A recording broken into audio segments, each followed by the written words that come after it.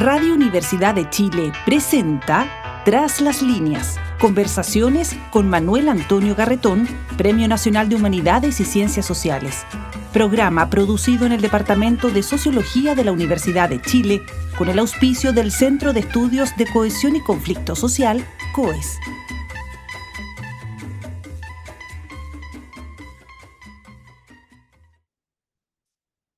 Muy buenas tardes.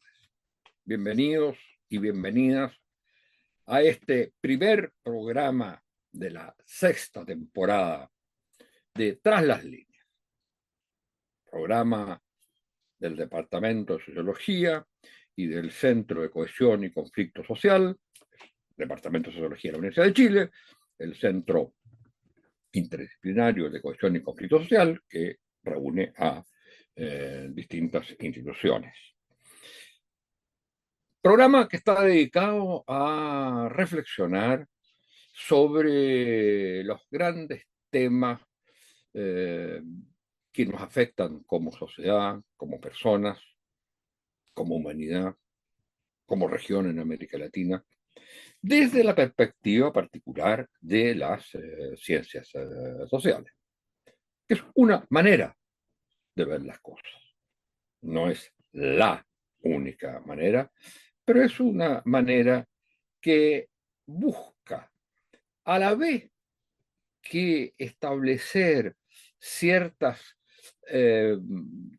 generalizaciones científicas basadas en métodos científicos, lo que busca es sobre todo comprender el sentido de la acción humana, de las relaciones sociales y, más allá de las partes puramente teóricas, comprender lo que nos ocurre como sociedad, como civilización. Y en ese sentido, discutir sobre cuáles son los grandes problemas y las posibles perspectivas de solución que nos afectan como sociedad. Hoy día vamos a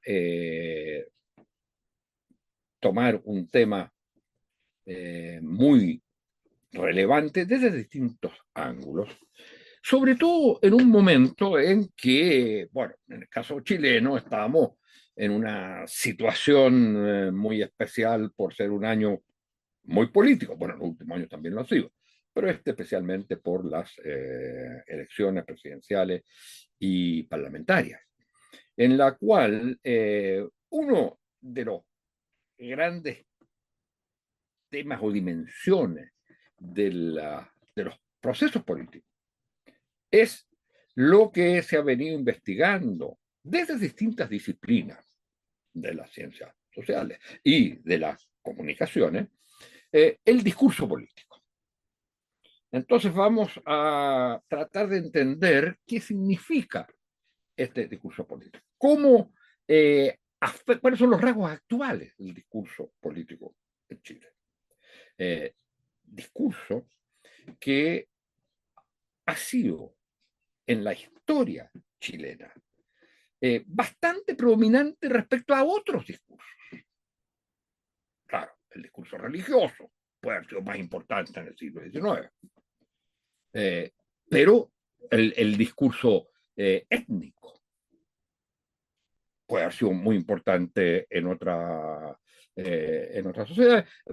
No digo que en Chile no lo haya sido, pero el discurso político ha sido el discurso como en una sociedad que se dice que ha sido siempre muy politizada, salvo en el periodo actual. Pero estamos en un año de mucha movilización política, de candidaturas políticas, y entonces donde vale la pena hacer una reflexión sobre cuáles son los rasgos del discurso político en Chile. ¿Qué queremos decir cuando decimos el discurso político y cuáles son los rasgos actuales?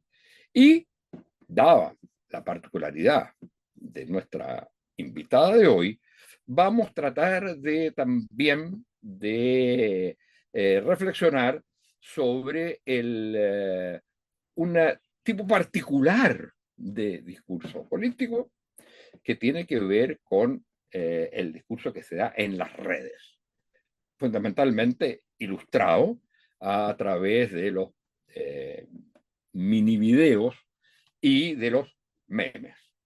Y por último, si tenemos tiempo, y ojalá así lo sea, me interesa también, porque todas estas son cosas que ha realizado investigación nuestra invitada, hablar sobre la particularidad del tema del discurso atravesado por emociones, por subjetividades en las mujeres, a partir de un estudio hecho en el proceso constituyente. Nuestra invitada de hoy es Andrea Gartenlau. Ella es periodista y especialista en comunicaciones de origen, pero posteriormente tiene un magíster en ciencia política y un doctorado en ciencias sociales, de cuya tesis de doctorado me tocó ser parte del jurado y había sido antes alumna mía. Es decir, maneja todas las ciencias sociales, todas las distintas disciplinas. Ella tiene, como digo, un doctorado en la Universidad de Chile, tiene una maestría de Ciencias Sociales en la Universidad de Chile, tiene una maestría en el Instituto de Asuntos Públicos de Ciencia Política de la Universidad de Chile, lo que se llamaba el Instituto de Asuntos Públicos, hoy día Facultad de Gobierno, y se ha especializado en temas de comunicación. Acaba de publicar un libro con otro autor, o de inmediato, para nadie, Rodrigo Arenas, acaban de sacar un libro, como un libro colectivo, precisamente sobre un análisis del discurso político en Chile. Y partamos entonces, muy bienvenida, Andrea, a estar con nosotros. Muchas gracias por estar con nosotros. Y yo quisiera partir por la importancia que tiene, no solo en un año tan político como este, pero en general, el discurso político. ¿Y cuáles son los rasgos hoy día de este discurso político en el caso en Chile?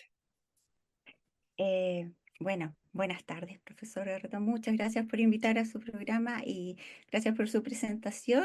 Y muy interesante este inicio de conversación acerca del discurso político.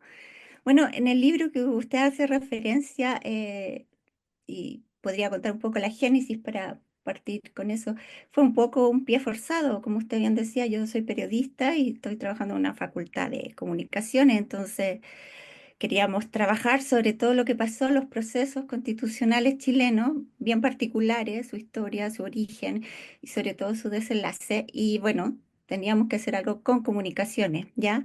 Entonces nos cerraba un poco las otras alternativas de otros libros que se escribieron durante el periodo.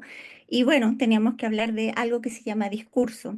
Y discurso en las comunicaciones, pero también en sociología, es una palabra muy amplia, por lo tanto muy flexible, que está desde la humanidad. O sea, yo me comunico desde que soy, creo que, un mamífero. Bueno, las células se comunican. Entonces, ¿cómo tomar discurso hoy? Siento que tiene toda una historia, y particularmente el último siglo, el siglo XX, se desarrolló mucho diferentes áreas, como diríamos que son donde el discurso escrito o oral, visual o muchos de ellos era una forma de entender la realidad, ¿ya? Y hay un montón de, digamos, disciplinas, lingüística, semiótica, estudios visuales, etcétera. Todos esos discursos, entonces, es muy, muy amplio.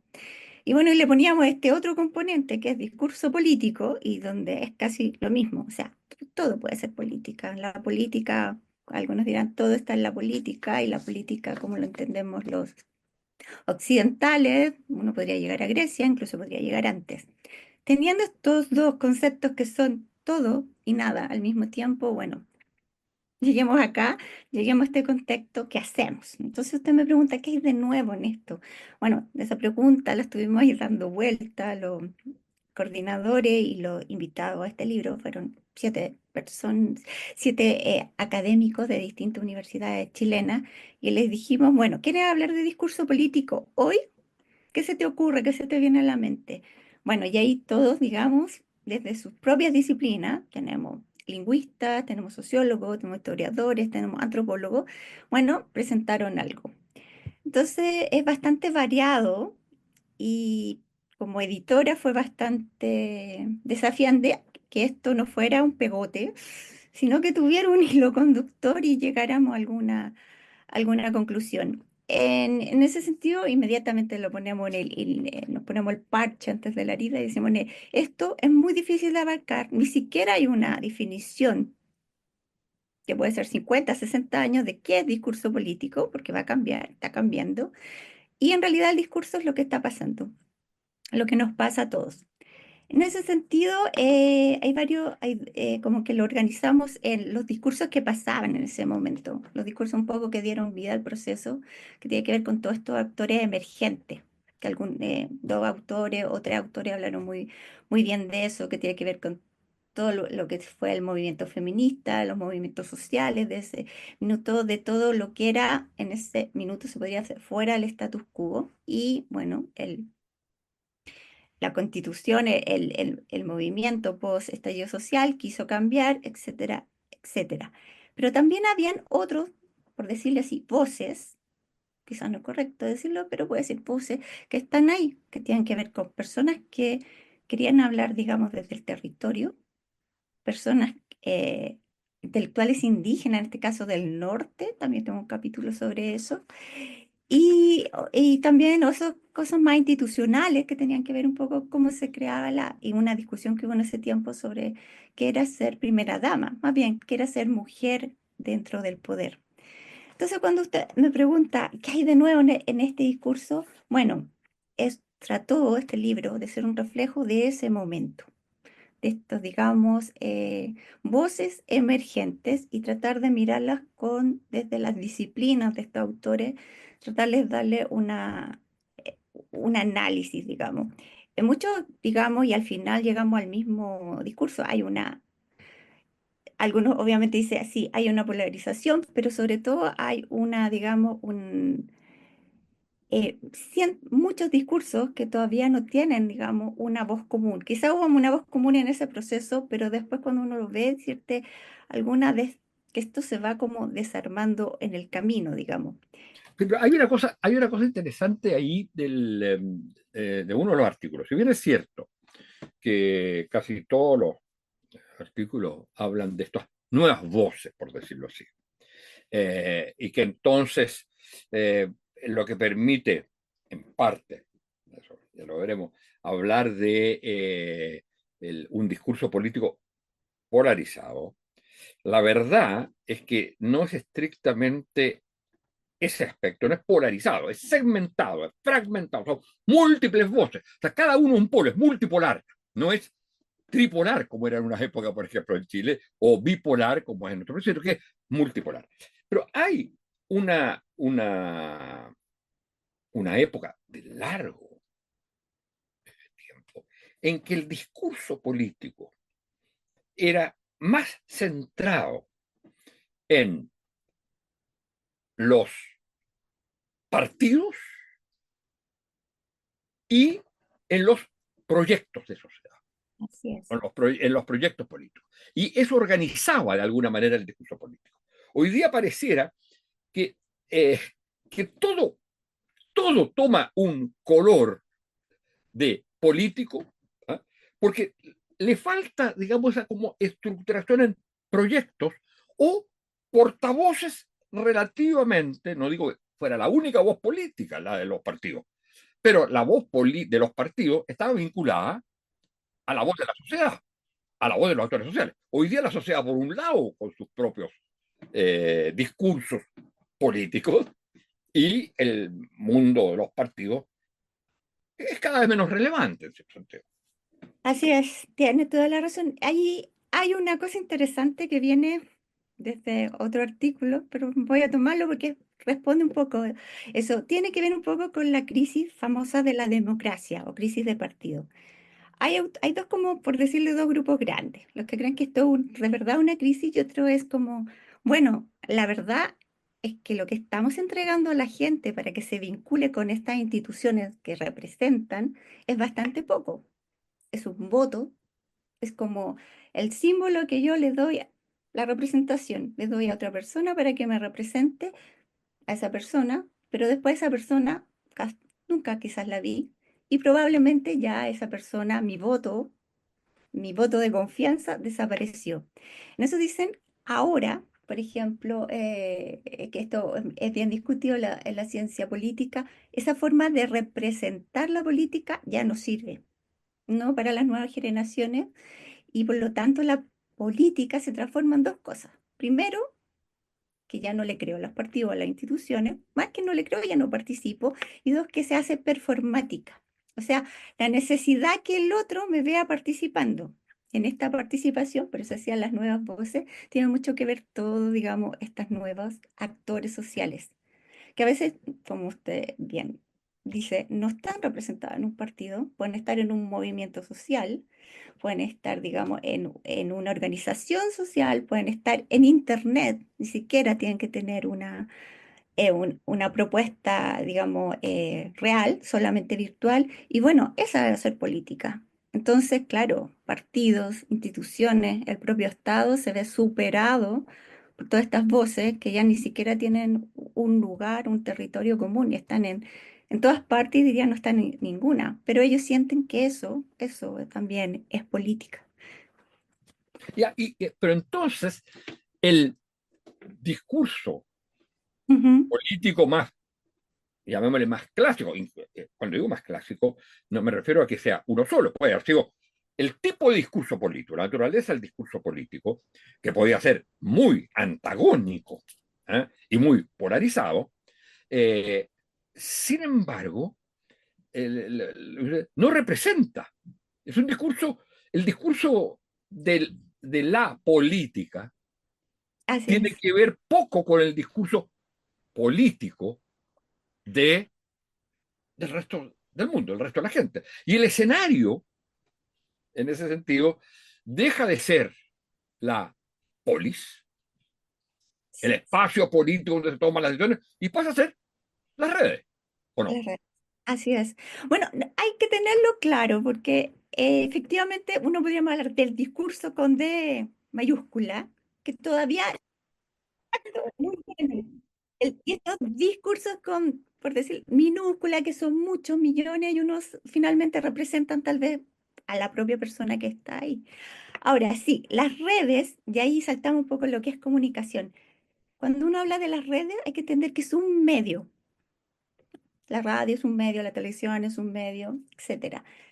Sin embargo, cuando estos medios como que acapararan la idea que son la realidad, no lo son, pero tienen estos medios digitales actuales la capacidad de estar en todo el mundo al mismo tiempo, en el mismo lugar, que también es una mentira, porque efectivamente si yo lanzo un tweet o algo, sí, es cierto, me puede ver alguien de Rusia, pero probablemente no, porque hay una serie de, digamos, de barreras y obviamente ellos tienen controlado, y otros países también tienen controlado lo que se ve en estas redes que supuestamente son globales, no lo son. Entonces, claro, las redes tienen la posibilidad de hacer creer a la gente que ahí está todo el mundo, ¿ya? Y por lo tanto, ahí están, digamos, todos los discursos que deberían ser representativos de este mundo. En cierta manera lo son y en cierta manera no, porque ahí tomamos el punto de la polarización. Ahí, digamos, la mecánica, no fue en el inicio, pero la mecánica que se ha transformado en los últimos 20 años, las redes sociales sí ha provocado fenómenos claros de polarización y de los que se llaman cámaras de eco o burbujas. ¿Qué quiere decir? Que yo voy a entrar a mi red social, voy a entrar a mi búsqueda de Facebook o incluso a un chat de inteligencia artificial y al yo preguntarle algo me va a responder necesariamente con lo que yo le doy. Si yo le doy discursos asociados a un sector o a otro, probablemente, y así va a ser, me va a dar avisos, información relativa a eso. Son lo que se llaman las famosas cámaras de eco y las burbujas y que provocan efectivamente mucha polarización porque yo no estoy viendo al otro, estoy viendo mi mundo y cuando se me aparece por alguna razón otro, casi siempre en otros medios, evidentemente yo voy y lo, digamos, es mi adversario y trato de, digamos, atacarlo. ¿Por qué? Porque además la red tiene otra particularidad, eh, es anónima.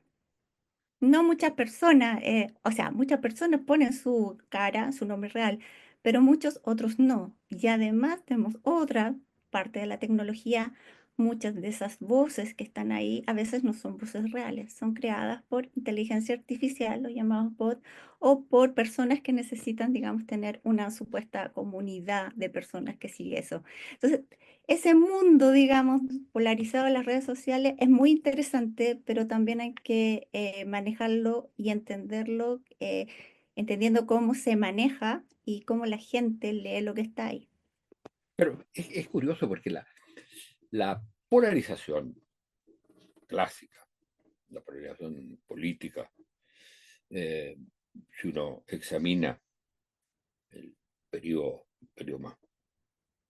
más fuerte en esa materia de la historia de Chile, que es los 60 y también la época de la dictadura, aunque eso estaba, por supuesto, soterrado y aplastado por los crímenes. Pero en esa polarización es en torno a una temática común, eh, en que los distintos actores, y digamos, se ordenan de cierto modo en torno se trata del mismo problema. Estamos hablando de lo mismo, pero yo digo lo contrario de lo que dices tú. Pero estamos hablando de lo mismo. ¿Eh? Yo quiero socialismo, no, yo quiero capitalismo. En cambio, en el mundo de hoy, no estamos hablando de lo mismo. Cada uno está hablando de lo que digamos, se ha planteado en la discusión de la teoría política. Cada uno es dueño de una politicidad, o sea, de una dimensión política, pero lo toma como si fuera la política. O sea, proyecta la dimensión, la politicidad, toda acción humana tiene una dimensión de politicidad. Pero eso, la política no es la suma de esas politicidades. Entonces, lo que vimos, por ejemplo, y ahí podemos entrar en uno de los otros temas de estudio, en el proceso constituyente fue eso, sobre todo en el primero. Lo que vimos fue eh, un conjunto de politicidades que no lograban eh, proponer un horizonte que no fuera la suma de esas politicidades. Y ahí quería aprovechar de irnos al tema de el estudio en el proceso constituyente, en un estudio que hacen ustedes territorial, en ciertas comunidades, lo que ocurre sobre todo con las mujeres. Y una de las cosas más interesantes que está planteado es un trabajo suyo, que las mujeres viven la política mucho más desde las emociones y las subjetividades, y que eso de alguna manera jugó en contra y llevó a que muchas de ellas vivieran una sensación de fracaso, de derrota, y de rechazo a lo político. ¿Cómo explicamos eso? Sí, ese estudio es bien interesante, ¿eh? De hecho, algunas personas, como son estudios cualitativos, no llegamos a tantas personas, pero ahora yo estoy trabajando en hacer uno más grande Esas para eran ir. 10 personas las que estuvieron, ¿no? Sí, pero no, que pueden ser justos días que, bueno, cosas de la investigación. Y me decían, le pasó a todo el mundo. Y le digo, no puedes, no lo sé, pero yo sé que en este lugar, y voy a hablar del lugar porque por eso lo elegimos, son dos comunas rurales de la zona Valparaíso hacia la cordillera, por lo tanto no son ciudades, son las personas que entrevistamos tenían sí una trayectoria política, no en política partidista, pero eran dirigentes sociales, medioambientales, la mayoría de ellas, trabajaban con su comunidad y vieron en esta oportunidad, la oportunidad es la convención constituyente, donde se permitía, digamos, se promovía la participación femenina y no ligadas a partido. Ellas se entusiasmaron con este proceso, lo vieron como una real oportunidad de pasar, digamos, de ese nivel muy local a otro, digamos, otro nivel a- de poder, digamos, a una asamblea nacional, en este caso para redactar una nueva constitución. Sí, el camino es muy interesante porque hay un camino, si uno lee el paper, de mucha emoción en un principio. Y cuando ellas cuentan su historia, porque esto es una historia que va y termina, no la cuentan de no, hay proyectos, como usted me decía, no es que hay un proyecto, hay una emoción de todo lo que ellas sienten al hacer política.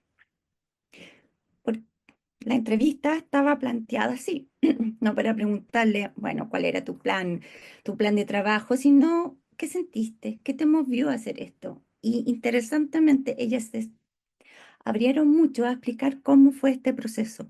Entonces, ahí lo que hay, más que un proyecto político en forma tradicional, esto lo debo decir, más que decir de ideas sobre Chile, era yo acá, yo represento a mi comunidad, soy parte de ella. Entonces, todas, digamos, esas emociones, esas subjetividades, todo lo que ellas vivieron en esta campaña, que en muchos casos fue casi heroica, porque no tenían nada y vivían, no es como hacer campaña, aquí uno está en la ciudad, va a una plaza, no sé, una feria, no, acá había que recorrer kilómetros y kilómetros y kilómetros para ir a ver a alguien que vivía en un cerro. Eh, y ellas con su hija, en fin, son historias que las cuentan desde ese nivel. Bueno, ¿qué pasó al final? Todas participaron finalmente, llegaron a la lista y a algunas les fue bastante bien. Hay que entender que los votos son pequeños porque la comunidad es pequeña.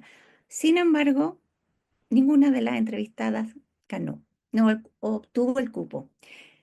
Dos de ellas tuvieron mayor votación que los hombres que finalmente tuvieron el cupo por esa región, porque tenía que estar la famosa paridad que se llama cebra. Tiene que siempre haber un hombre, siempre que tenga una mujer. Aunque el hombre o la mujer haya sacado mayor porcentaje, debería estar ahí. No, hombre o mujer. Por lo tanto, no llegaron. Entonces viene después, y eso es lo interesante del trabajo, una decepción, una forma de entender la política desde la emoción y casi desde el cuerpo, porque varios se enfermaron, de hecho. Y como ellas ven como ya espectadora, no como ya como actores del proceso, cómo ven el proceso de la Asamblea Constituyente y finalmente la votación, a que a pesar de ellas que no estaban ahí, digamos, del borrador, tenían esperanza en el proceso y cómo ven que eso no sucede. O sea, ese proyecto que ellos habían tenido de vida desaparece por completo. Y cuando yo les digo, pero tú, con esta trayectoria, con esta experiencia, con la votación que tuviste, ¿por qué no sigues una trayectoria política y vas a otro tipo de elecciones? Y todas ellas me decían que no podían soportar lo que vivieron durante todo ese proceso. Entonces uno trataba desde la racionalidad de explicarle, pero tú eres una líder, pero nuevamente, ¿qué es lo que estaba antes de ser, digamos, una líder, un proyecto de política, un proyecto profesional? No, la emoción. Yo no puedo soportar la carga que viví.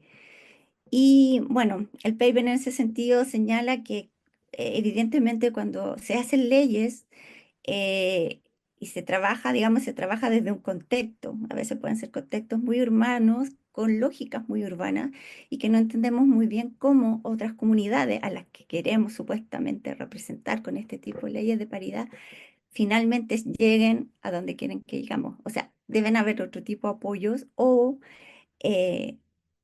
interesarse en cómo ellos viven la política, que es totalmente diferente a lo que uno podría entender a una política partidaria desde una zona urbana. O sea, en el fondo, la idea de paridad es una idea que apunta no solo, o que debiera apuntar, no solo a lo que es las elecciones y la participación política, sino una idea muy compleja, que es paridad en el sentido de igualdad sustantiva de derechos, aunque hay una base central, pero aunque muchos de esos derechos sean distintos para uno y para otro, la manera como lo viven y lo que necesitan es otra cosa. De hecho, la paridad hace algo, digamos, el voto. Es finalmente una decisión, un descubrimiento de los hombres. Te invita, y está muy bien eso, a que participen las mujeres en la misma calidad que los hombres. Pero lo que uno debería plantearse es que la democracia es más que eso. Y entonces se debería dar no solo la igualdad en lo que son las tomas de decisiones a través de los sistemas de paridad, sino igualdades mucho más sustantivas. No digo que esta no sea importante, pero la sociedad sigue siendo igual. Ahora, se avanza, hay algunos cambios, la sociedad ya no es la misma, pero no se ha inventado aún la democracia, creo yo, de una sociedad no patriarcal. No se ha inventado todavía. Y ese es un punto muy, a mi juicio, muy clave de necesidad de mantención de lucha en esa línea. Pero yo quisiera terminar, porque tenemos que terminar, con alguna observación tuya sobre la otra investigación que hiciste sobre el discurso político desde el punto de vista del humor, que es el discurso político, digamos, humorístico, los memes y los videos. ¿Cuál es, eh, eh, ¿Cuál es el elemento que a ti te parece como central, como de conclusión? Porque tú vas a ver en el que hay una diferencia en el modo como uno y otro sector usa el humor. Sí, es interesante. En ese caso hay una diferencia súper clara de hay dos. Y ahí es un poco maniqueo porque ahí hay dos, digamos, quién está de acuerdo con la Constitución, quién no, y cuáles son los tipos de humor, digamos, la estrategia, que le podríamos decir discursiva. ¿Qué humor hago? Uno es bien directo y el otro trata de ser inteligente, un poco el humor de izquierda, trata de tener más ironía, trata de pillarlo ahí, y el otro es muy directo, un sarcasmo, claramente. No hay digamos, un humor, no podría decir evolucionado, es directo al callo, para que uno se ría. Pues incluso es burdo, uno podría decirlo, y el otro trata de darle una vuelta que Es sea, sofisticado, es intelectual. es decir, intelectual. Es interesante en eso porque muestra un poco cómo se quiere mostrar al otro. No está hablándole a su oponente ni a su adversario para que se cambie de opción. Está simplemente diciendo yo soy así y me río las cosas así.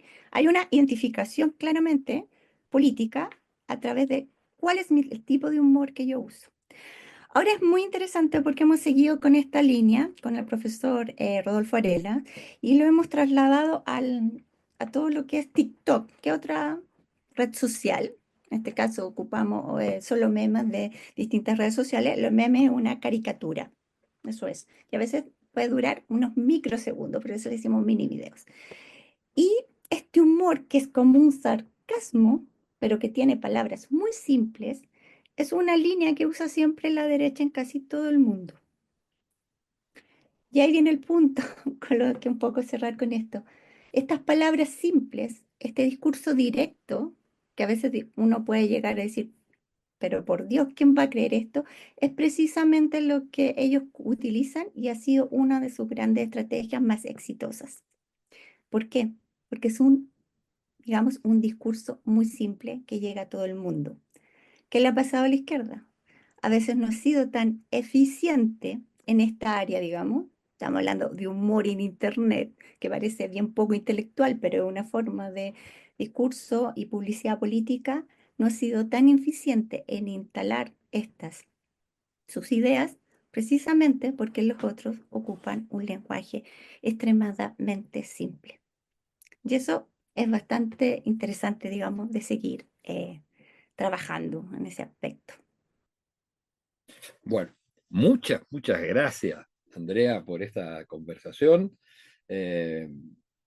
Yo creo que hay que seguir reflexionando sobre esto, porque una de las cosas que a mí me parece más interesante es como, en el fondo, el ir mostrando realidades que aparecen más bien como ocultas y que no están suficientemente, que es la tarea que tienen que hacer los cientistas sociales, no están suficientemente como sistematizadas para decir, mire, ¿sabe qué? Por ejemplo, el humor de la derecha y el humor de la izquierda son distintos. Y eso tiene consecuencias políticas, porque además está expresando algo que pasa en la sociedad.